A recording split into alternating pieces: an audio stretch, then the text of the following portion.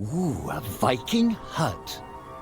It was strange there was one so deep in the forest. Could this be the place the goblin spoke of? Perhaps inside there were answers. The hut was abandoned. All that remained was a book. Although Oddmar was never one for reading, he opened it. Inside the book it read, Diary of Vaskr, the Disgraced. Could his old friend still be alive?